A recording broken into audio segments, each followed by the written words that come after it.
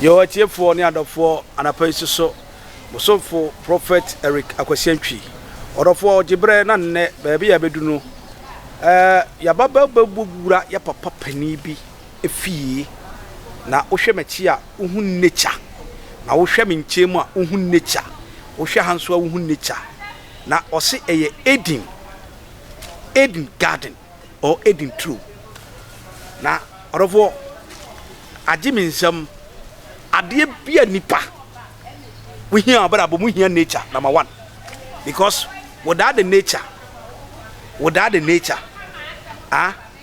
nature orofo untimi ntena asase so ntina meka sama mfa nche kase ma wiase fo nyina Ghana fo ma nyina ma me fo papa fo ewurade nhira obi bia no ye wo kase na mepese obenya abotre baabi a megina npa cha onim baabi a megina ma begina dua eye prekese eduase na onyame abasa kase ye bewura aso no mekura agiminsam na meda hintade bi a kyerɛw enti mamenchia Queen University na menchia ohima papa bi Paraku Estate ohima papa bi ohima no size oya osi ebeche wonsam ohima nyame shira ro yo kese ma begina ha me be cheche na mamenchia mame Juliana waburuchire na mame man nchia kase awurade mame Juliana awurade tumi ne ahoden ba ne ba mokase enso so onipa bi a ohwe attention TV onyame ye okese na me se niam hia ne na me pene se obe subscribe na wa share na obi nsa ka ne ye kire bi orofo media ne prophet Eric Akwasiantwi the spiritual control meti nature se ne nature so temase na orofo e be kasem ya be gi wonsam na etwase nipa ubenyini na wacha etwase unya nature e wa brabom without nature emframa nya adwuma. Without nature, we cannot live this earth. Without nature, we are not human being. Niame can say, nyabotere ne nyabre, na twen, na hwe attention TV. Ne sunsumu ensam, ne sunsumu nature. Ne power ade dia che. Se nature ni asase so ye nya sika. Obeza ade na nature ni asase so ye nya sika. Enua ade bia sika onyame de fi asase mi na eba. No asase so ne kita nnua, ekita mframa bibia. Niame kale se gibre ne enko commercial break ne ye ba orofo onyame be hiraw na wa yekese na ne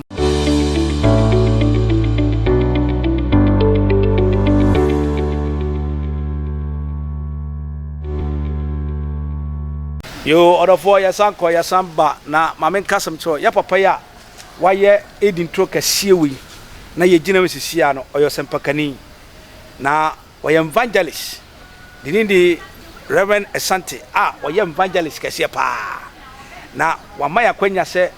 wo se abribia no obeboa na nyuma pa ye de mawiase nyina no obi ansa ka bi na ye kan se mayen koyachi ne hwade prekese ye dua ye nyina enim se ye fa na ni dua no ena me be kire onyama bi a ebegi wunse bo prekese ho ni dua no ne dua ne wo soro ye de ya benkwan ene obi anim ene man prekese ene kwa abunabunu joint bia nkwan o be ye bia no prekese di hini wom oda so bawe ono aye ntimi wi no obete oda so srade ye woni munu kura no me pa cha ebagi nsam ebe man nkwan na ye hwam na wodidi na wanu matoso prekese ye fise no nkwan na timi ye wo spiritual powers bi nso ho wo tumi ni sunsum bi so ho me pa cha tie prekese de ye nkwan na odifo Akwasiantwi hwade odifo Akwasiantwi me yedai me fa aba na me dry no na me si na be powder na me dey prepare anoint any acacia flower na dey prepare anointing oil e so powerful cooking kind Exodus Exodus 30 obehu asema me kan we wo Exodus 30 obehu prekese no wo hu dwuma edie o se yamfra na dufrafo nyansemu onyame kire Moses no se obi menya bi nam ne kwan so no be kire measurement bia wo de ade na prekese ne ka prekese ho a wo de fra duhwam mu afa ye ba bedu an evangelist sabi sai se ye nim se de prekese eye burudu prekese na wo esan ye burudu what ya se prekese esan ye burudu aye de yo iti mesra wo se se wonim ni na ene ya bie so akyerew na wode ye burodo nso a mepacho wode aye nkwan po woni to so ene wo system no ya papa evangelist ya mepacho obi a nani afiri na se menene kura gina se be communicate ha mentimi nko because me se owa hoden owa hoden abetie mi baabi bia prekese sibia no utie mi baabi bia prekese sibia ahohommone mpe ho ahohommone ye den empe ho abefo ntrai so mekọ that territory because of hwade eye aba sunsum no ewa hoden enante be 100 km inti baabi bia saade ni bi wo no there's a blessing onyame yesade ne de promote nipa spiritually we wasefo nyina ye nhyira enso si fie ni nyina wie hu ade odua ho ade odua ho na ye den concrete na de gu fam ya papa ba bia ni wa concrete gu o de concrete ne gu fam because of sikaba ankade se utimi ni wura fie ho ye prekese dua ya appetite b onu ya prekese ne no ma eko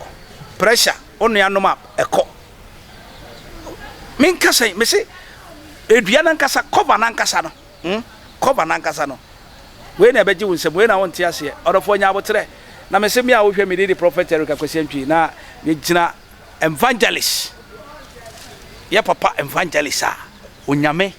esanti evangelist esanti a onyame amana hoden a woda so ejina ne nan so me se ye gina ba bi ye gina no unipadua ba wiruru no air condition but the place is already nature in air condition. The place is already nature air condition.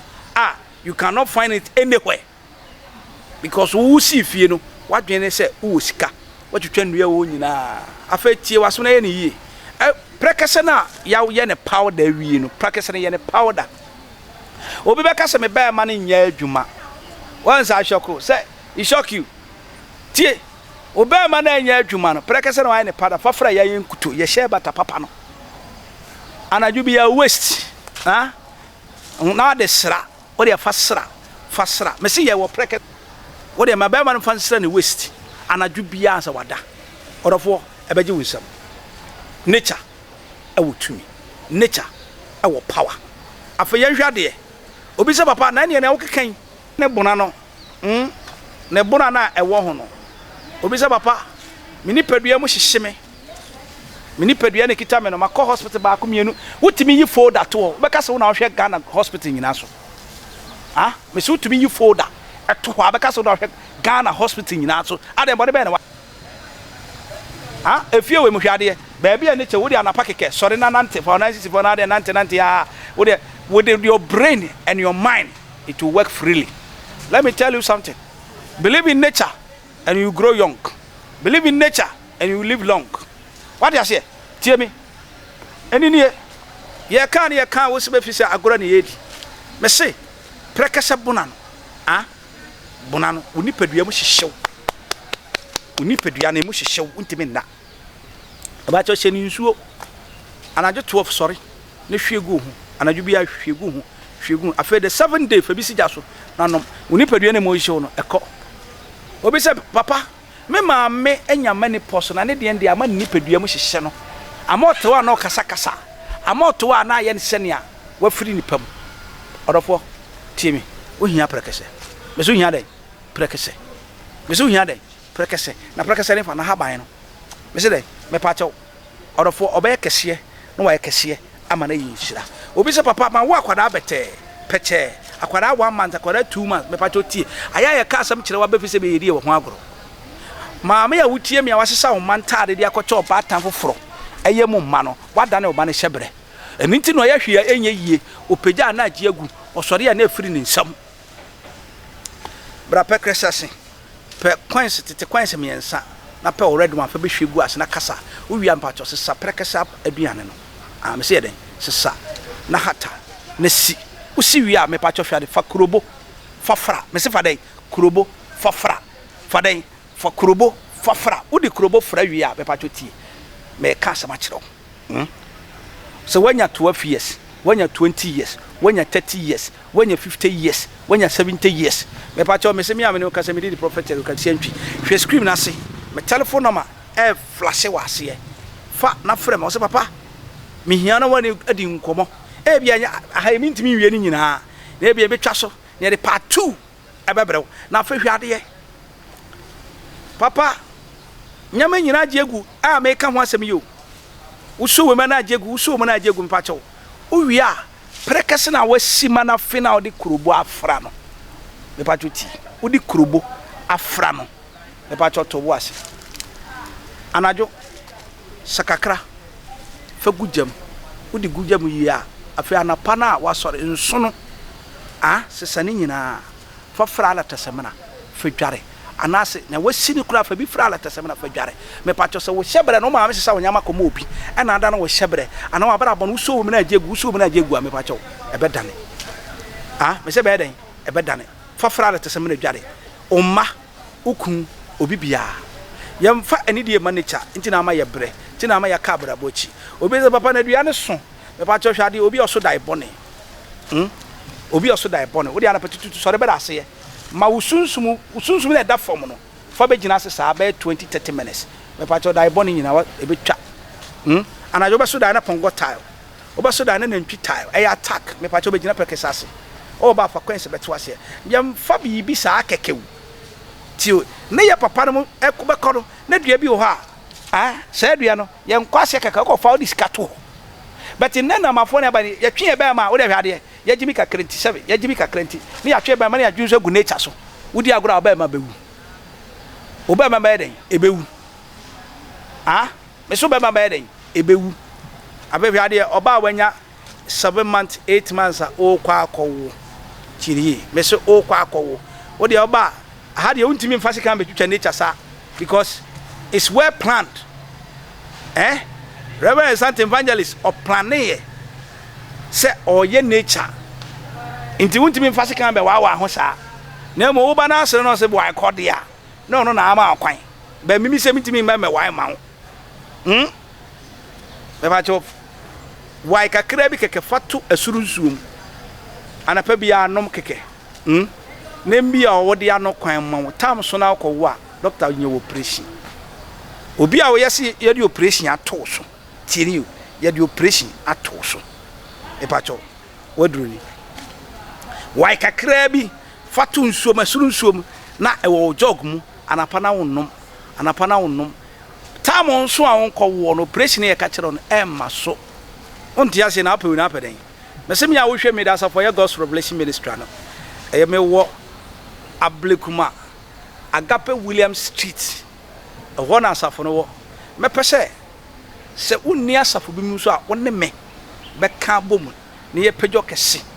ne ya ma nature owo wasase so yatimi a kire ne ya ma wiase nyina hu sampa nyame eda so won tumi mu owo nani onya mu obi ade na papa kura de oye business no me nye business o biza me ye ne se mepese wo hu to afatie hen ko ye ni me obi se papa waka se nature no nko a na ye de ye da bi o nature no nya no nko a na nyama ye nko no me pa choti obi wo ha o se papa ya wade ya yetim no there is a division meso da na obi ne ma beda tirie meso da na obi ne ma beda abeda me pa cho fa prekese no na fa enchina bo no fa gukuram na fa si ompananim me pa cho spirit bi na wo da bia they shall be divided ontimi nsam ma biem se papa ya tifie ni mu a ne fie ho ye duduru ye ntimi ntinam me pa cho soja kokupot fa prekese guso it will drive them away wonti ase ntini ya kan ye wonwuna na ba bia me se prekese dua what you say eye prekese dey orofo ne am kan se to me we wurade nsam afa prekese hini no